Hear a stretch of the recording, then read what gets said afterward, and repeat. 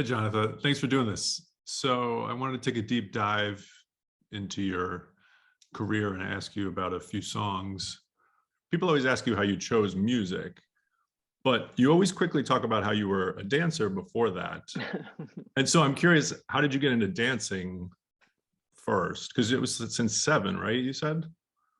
My family moved to London when I was about 6, and one of the choices we had in my all-girls Church of England school was, I forget what the sport idea was, but you could choose, you could study ballet or, I don't know, gym, and I chose ballet. So I started, this daily, very disciplined regimen with the Royal Academy of Ballet in London, and very snotty, very rigid, and we would learn these set amounts of exercises, and then we would you know spew them back by rote at the end of the year, and then we could improvise at the end, which is a little bonus prize. But I just was smitten with, I think, the order and the discipline and the fact that I was actually really good at it, like, quickly. I learned things physically quickly, and so it felt like, I don't know, it felt like a happy happy place. And then when we moved back from London, I just kept dancing. Mhm. It was kind of my go-to thing. It just felt like my thing that I had that was so different than my brothers. My older brother played the piano and he was a really good soccer player, and the other brother was like into pot and poetry, and Mhm. so I was going to be the dancer. Okay. So then later on, you went to school in Amherst, Massachusetts, right? Well, I went to college. Yeah, I went to Was- college in Amherst, and kept dance. I kept dancing through college, even though I was an English major. I was still, I was taking ballet at Smith College. I was taking jazz at UMass, and modern at Amherst. And I was in every, dance production. I was in every musical theater shebangy. So I was just kind of, it was just my thing, and I guess I had assumed that it would always be part of my life, that I would either continue dancing after college, or I didn't know what I was going to do, but dancing was always going to be part of it. And then I started writing songs in college, and that was when I was struck by lightning. So were you in that songwriting class when you met Jennifer Kimball? Is that how you guys met each other? Yeah, I think that I took it first. Like, I think it was sophomore year, and I think we had already met, and we had both already gotten into this a cappella group called the Sobrinas because our voices blended so beautifully. And I took this course and I wrote that first song, Love is More Thicker Than Forget. And I made all these weird harmonies for her. And then I think she took the course the next semester. And then we do, one of our course credits was from this professor. He gave us a whole course credit to write and perform an evening's worth of original songs. So that was sort of our first foray into the Jonatha and Jennifer of it all. And we called ourselves Jonatha and Jennifer, which was a little twee, but it served a Did you have the purpose back same then. interests in music, like the same artists you were listening to, or? Yeah, very much so. And I think what drew us was that we had these weird kind of ears. We were drawn to dissonance, both of us on our own separate planets. Mhm. Would find ourselves sort of adding the same weird notes to whatever we were listening to, and we'd be like, wait a minute, that's my note, and she'd be like, wait a minute, that's my note. And it was this, we just gravitated toward the odd note. And we were both fans of the Roach Sisters, and we were both fans of, I think she was more, she had more breadth of knowledge of real folk music, like old school Irish, Scottish folk, that whole sort of, uh, whatever you call it, vernacular. And I was more sort of pop rock because I had these older brothers that were, whatever they brought home was what we listened to. Cool. Yeah, and then I read that you would play the coffee circuit, as they would call it, and I remember when I was younger, that was so great, going to the coffee shops and seeing all the local musicians, and everyone would have to make their own posters to promote it. We didn't have the internet to promote things. Somebody sent me this photo recently from the very from the olden days, like one of the very first posters that we made. Let me see if I can find it. Did it get there? It's in the chat. Oh, wow. And we would name our concerts these weird, like I think the first one was called Visitor Parking, and the second concert was called Hardcore, ha ha ha. And I would do this. Jennifer is a way better artist than I. She actually made a living in graphic design in the early years after college, but somehow I got stuck with making the lettering and the oh, but yeah, that was the folk scene. Yeah, that was cool. So why did you choose to go solo? Were you confident from the group that you're like, I can do this on my own? I think it was partly we were burned out as a duo, and I think Jennifer in particular was really, really burnt out and I think her marriage was in trouble, and we weren't getting along particularly well. But it was more than that. It was more like, wow, we were just tempered differently. I'm like a really energetic, like always on the go, like ambition driven person, and Jennifer was a little more like, farm to table. Mm-hmm. In the best way, like we were just sort of mismatched at that moment in our energy levels. And I also was writing furiously, and Jennifer wasn't writing at all, and that just made her feel shitty. Mm-hmm. And I think that it just became lopsided, and it didn't feel good to her. And the stuff that I was writing, for no good reason, but the stuff that I was writing just felt more and more singular, and like it wasn't going to give her enough of a place to really carry half the weight. And that just didn't seem fair to either of us. So she kind of chilled, and I went crazy. Okay. So when you released your first album, Plum, was it scary in a sense that now you're making all the decisions and all the weight is on you for everything? Terrifying. Yeah. Yeah, it was really, really scary. And I wasn't sure I could do it. I thought maybe I would fail. And then, people were already mad at us for breaking up, and then they'd be mad at me for sucking as a solo artist. And the label was pressuring me into keeping the name The Story, which didn't feel fair to Jennifer. And then they pressured me and pushed me into calling it Jonatha Brooke and The Story, which was just so bogus and so wrong. And I will always regret letting them bully me into that, because even that wasn't fair to Jennifer. We were The Story, and this was Jonatha Brooke. And the labels seemed to think that like tagging The Story onto the end would sell more records, or people would, then know, for sure know who I was. And either way, it was like starting again. And so anyway, that was one huge regret I've had over the years. But Plum came out, and I slowly sort of, in the studio process and in the just the whole leading up to it, I started to gain a little more confidence in myself. But at first it really was scary, because our whole identity had been as this duo. Mm-hmm. And yeah. Fear of failure is such a great motivator. Oh yeah. Yeah.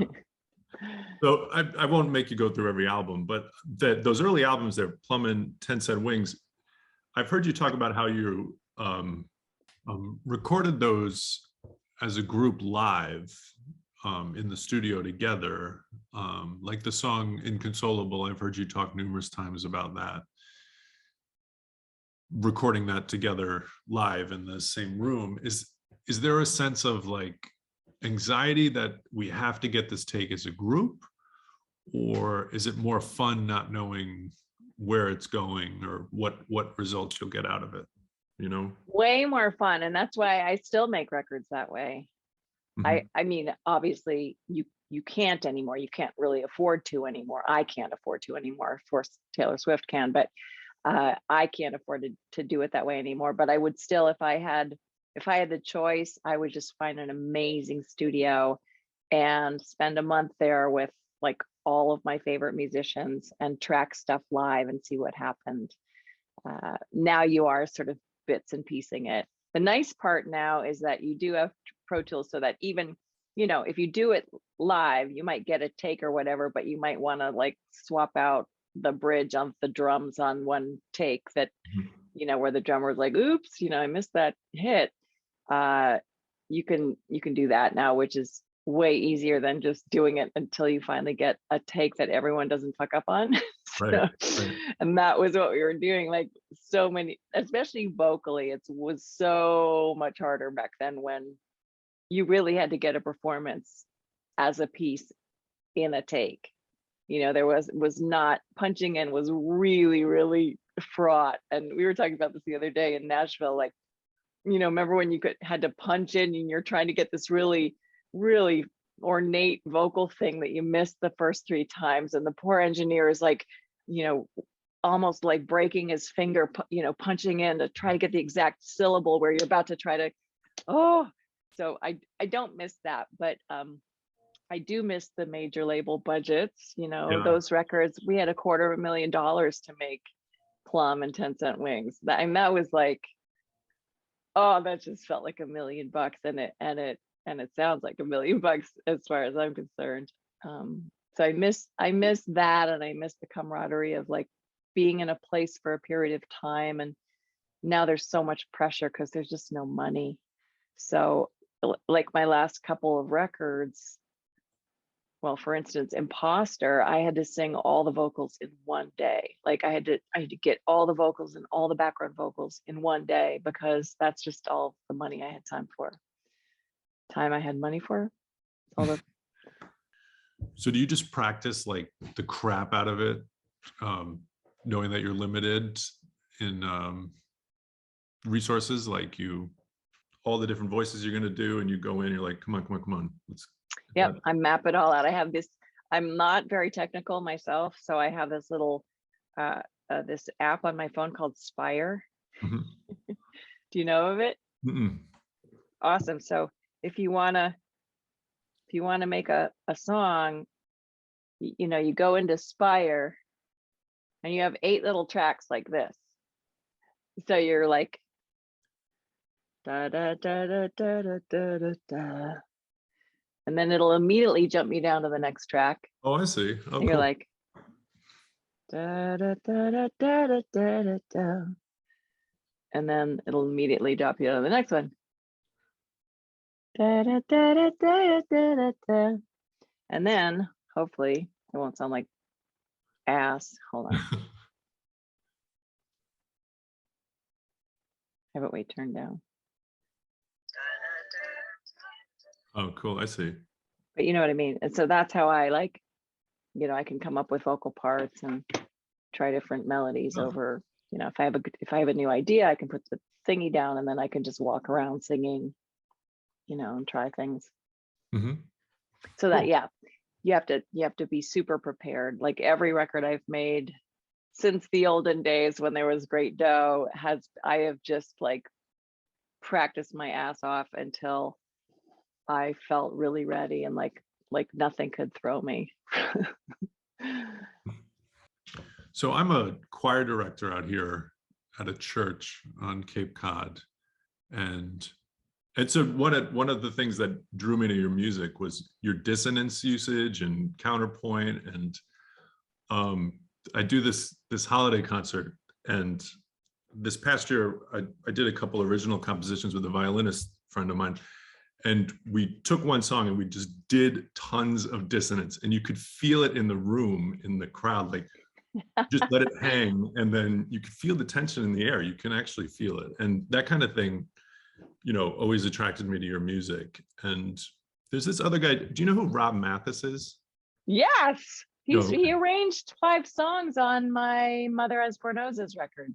Oh, okay, cool. Yeah. Yeah, we Oh, communicate by email because he's down in Greenwich in yeah, Connecticut, and yeah. he's big into that counterpoint and all that too. So I live for that. The other day I was just teaching in Nashville, and I was kind of explaining harmony to them, and I had them sing this very parallel 3-part thing like I just sang.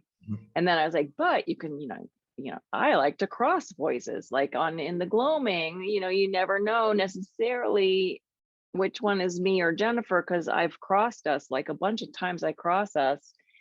And then I played them the Bulgarian women's choirs.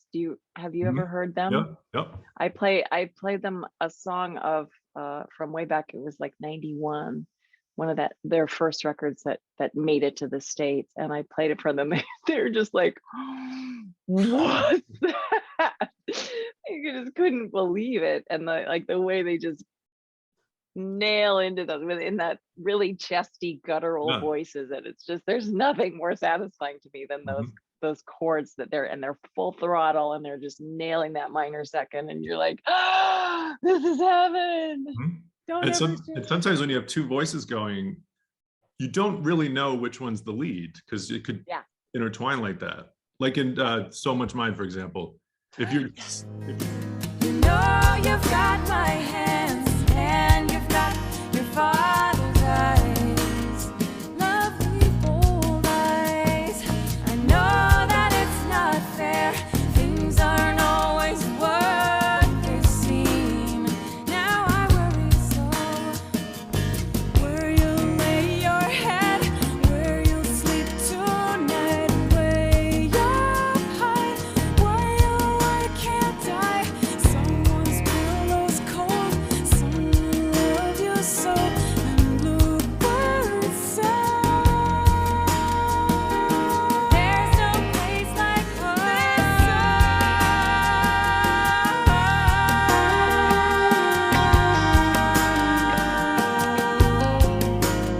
If you're singing the, we'll call harmony part, it could actually be the lead part. I mean, it's so neat.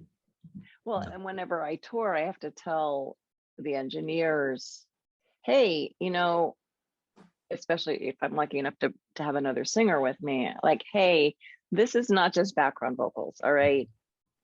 We can temper ourselves. So I want her almost equal with me. Like, really, this is like a 2-part thing.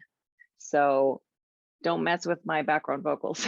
Like, I have to hear them. They have to be almost as present as the lead, because there are oftentimes when I do want them to take over, and I'll fade. So yeah. So do you think that drew you to the odd tunings that you use for the guitar and how to get those sounds? Oh yeah, because when I was first starting to write and starting to sing, I just couldn't, standard just didn't work for me.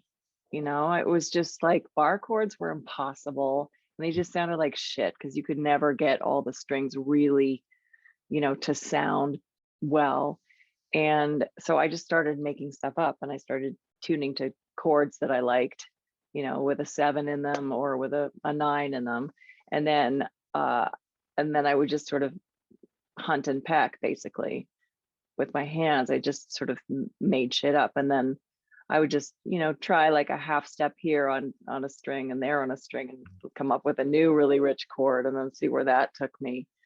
So it was really a search for dissonance. That's because it's interesting when I teach, I'm like, okay, these are, believe it or not, standard chord progressions. Like, nothing that I'm doing is super complicated. Well, some of it is, but a lot of it is, 1, 4, 5, minor 6, whatever. But if you add in all of these tension notes, it just sounds so much better. Or and it's so much easier. Yeah. Or play a different inversion. Like, that's what the mandolin has done for me. Like, I write totally differently on mandolin, because often I'm not sure, because I'm not a trained musician, but I think it's that like often the bass note is nowhere to be found. So I'm like in an inversion that is implying something, but I'm not playing it. And that just my brain explodes in a whole new direction. And it's super fun. So I just tell my people, look, try these open tunings. I promise you it's going to be super fun. Here are the chords that you know from before, but feel how much richer they are if you have a D major as your open tuning, and you can look, Ma, no hands, you can just swing that thing and it's gorgeous, and then you just clump your fingers on the 5th fret and you've got a gorgeous 4 chord, and the 7th fret you got a gorgeous 5 chord, and they're like, what just happened? How will I ever get back? Yeah. So that exactly, so the how will I ever get back approach. You can't ever go back. Yes. So a lot of your times in your songs, you do go somewhere and you don't come back, and in a good way. And one of those songs I wanted to ask you about is Room in My Heart. Oh God, I had no idea how that happened. But Yeah. So that tag at the end. Room in my heart for you.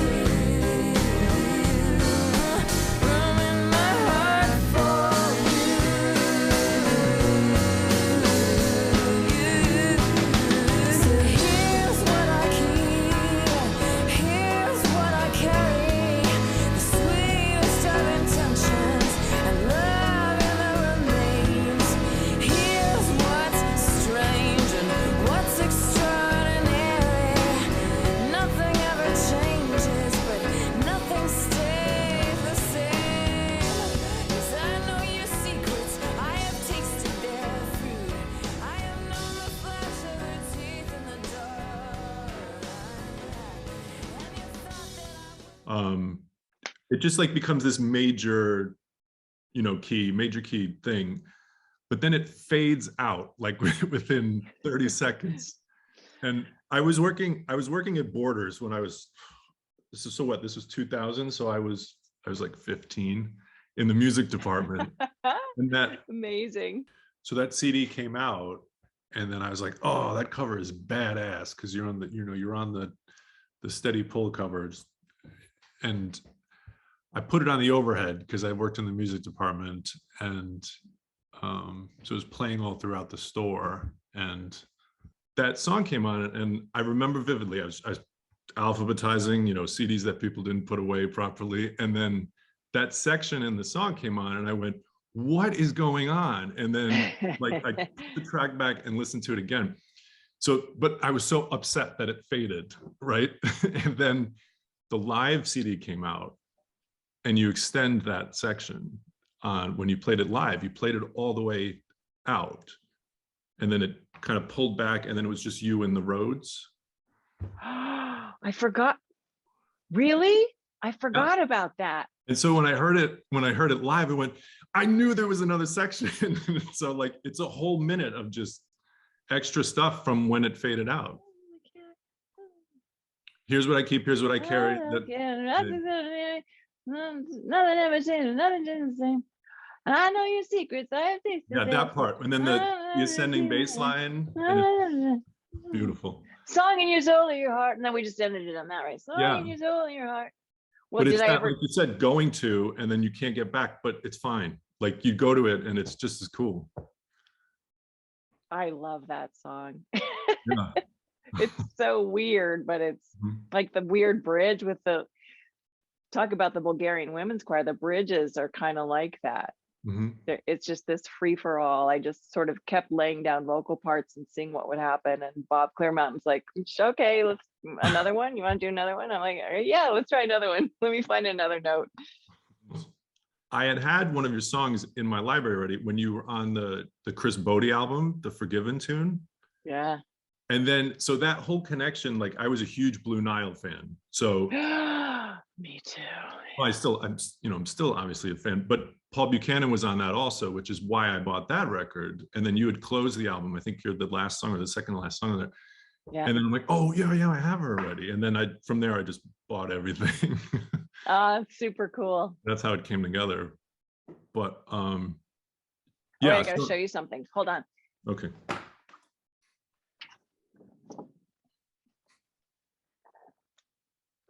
Oh, cool. Okay, so this is why I wrote the end of Room in My Heart that way. Okay. Because there was a whole nother verse that never made it. Okay. And it was, shoot, so I know your secrets. I have tasted their fruit. I have known the flash of her teeth in the dark. That's Yeah. her. Okay. You thought that I would not notice, I would not follow suit. The song in your soul, your heart.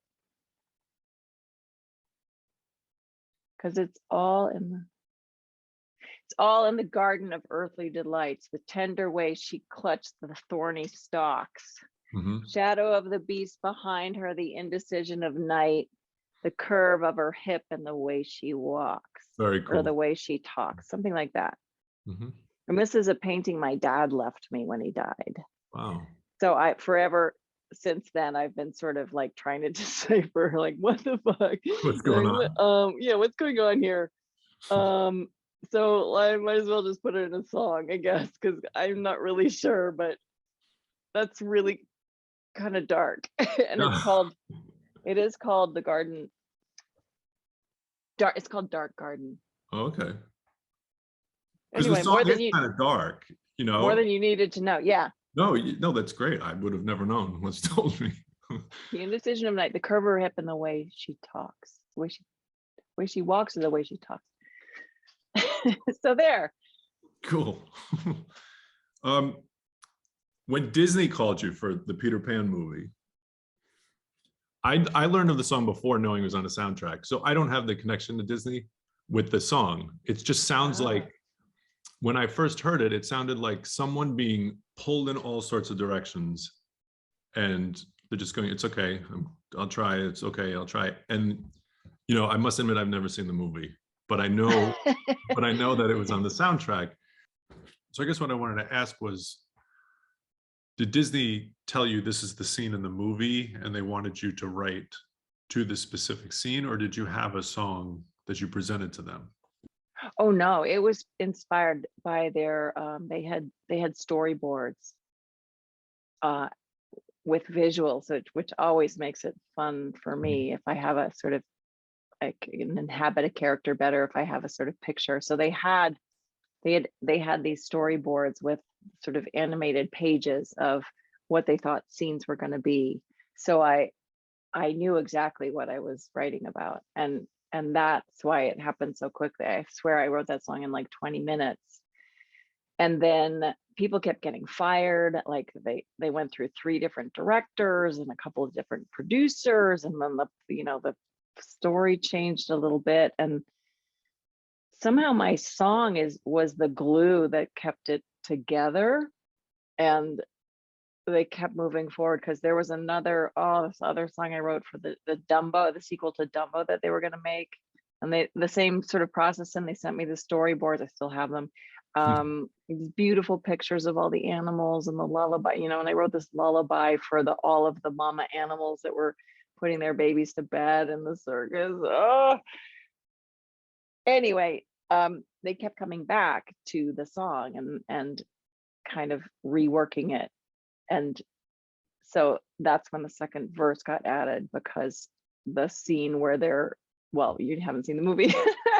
There's a scene where it's wartime London, basically. So the girl singing the song is this little girl named Jane, who is Wendy's daughter, Wendy from the original Peter Pan. Did you see the original? Oh yeah, of course. Yeah. Okay, so the whole gist of it. So it's the daughter, and she's having to basically do all the same things that Wendy did in the original, but it's wartime London, and they're about to ship all the kids out to the countryside so they won't be caught in the air raids. And so that's where the song the verse about I can't stay and watch the city burn. Okay. I can't shoot. I'm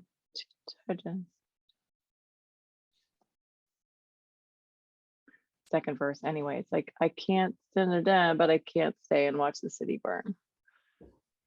Okay, I get it. I'd have to play it to remember it. So In the pandemic, you've done these kitchen COVID concerts, which have been fantastic. My wife and I watched every single one. You Every week. did? Oh yeah, it was one of Oh, the joys of the pandemic, just that hour every week. And thank you. you had to make these set lists every week. Did that force you to rediscover songs that weren't necessarily ones you pull out for touring time, or Yeah, absolutely. And also like they really kicked my butt. I was like, especially the story songs were so hard. Mhm. I don't know why I wrote such complicated songs, just to play and sing them at the same time. Some of those guitar parts are just they're just really hard. Like Barefoot Ballroom was really, really hard, and Amelia was complicated, and the vocal parts too. I mean, well, you're you're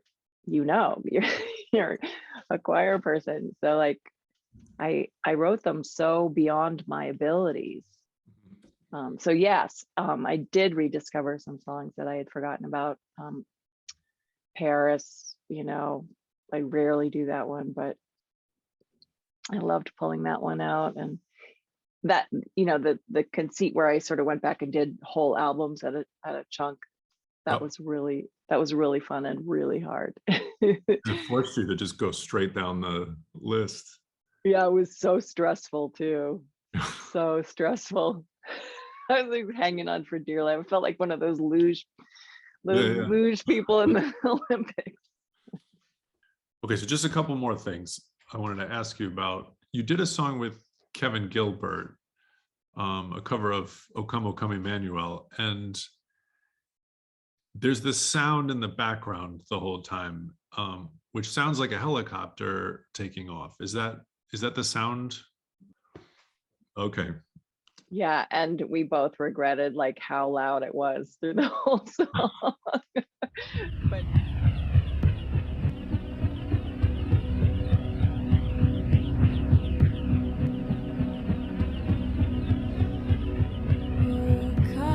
Oh, come, Emmanuel,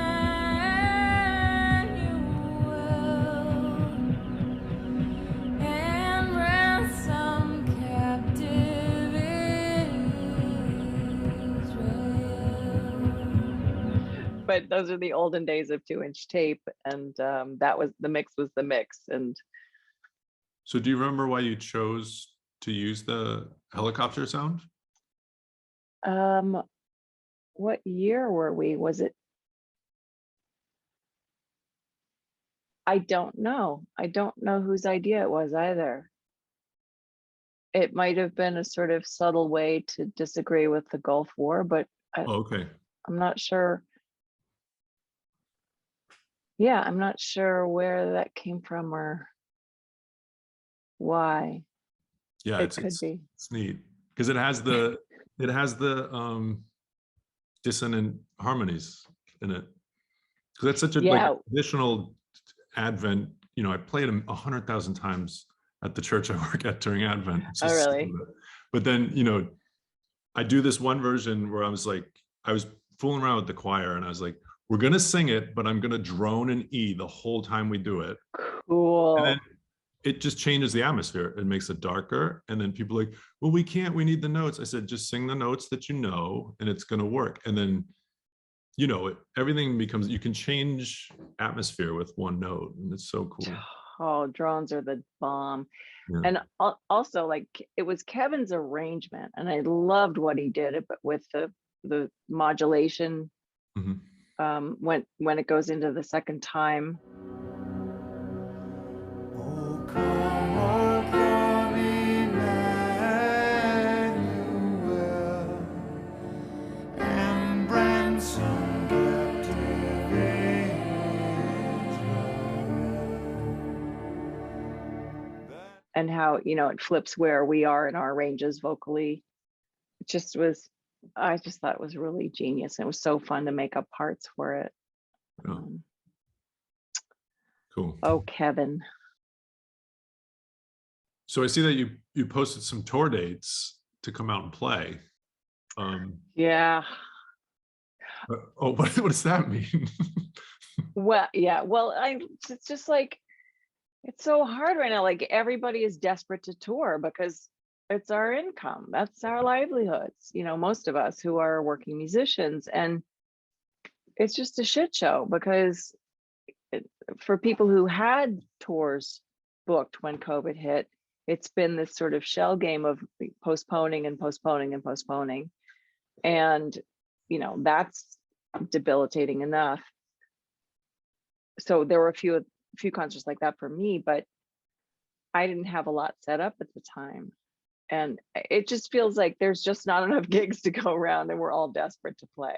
We miss our jobs. And so I have these 3 gigs in the Midwest coming up in April. I've got this Minneapolis one, March 6th. And then I have some stuff we're setting up in the fall. So I'm playing in Philly, October 1st. And then I think there's one in Plymouth at the Spire Center. Yeah. Coming up. I don't think it's been announced yet. And then there's a Connecticut one at the Kate Theater. So. Oh, cool. Whoopee, I've got like 6 gigs. I wish it were easier. I wish it were, I had the big oil machinery behind me to promote it and market it, and a publicist and all that kind of stuff. But things are what they are. Yeah. Hey, I'm alive. Yeah, that's right. That's right. Well, I thank you for taking the time and doing this. This has been you're so welcome. Fun. It's fun. Like it was like no one's ever seen that painting before. Well, I think I might have showed it actually in one of the Kitchen COVID concerts. Maybe you have, yeah. We've seen all sorts of things. You got to keep it fresh. Yeah. That was stressful, like coming up with something new to say. That's why the poetry, like poem of the day and word of the day, really helped to have something goofy to fall back on. Yeah. Cool. Well, thank you for doing this. Thank you so much. Are you getting this down? Boozy, it's good. Are you getting this down? Boozy, you should. 'Cause all my pretty promises and my desperate amends couldn't put me back together again. Couldn't put me back together again. But you did. You did. So are you getting this down? These dark and crazy scenes. Are you getting this down? The laughter in between. 'Cause everything I wanted eluded me each time. The only thing I ever knew was mine. The only thing I ever knew was mine. Was your love. Your love. And I never had to ask. You know I never would. I never had to hide. You know I never could with you by my side. Are you getting this down? Boozy, are you getting this down? Boozy, are you getting this down? Boozy, I did. I did.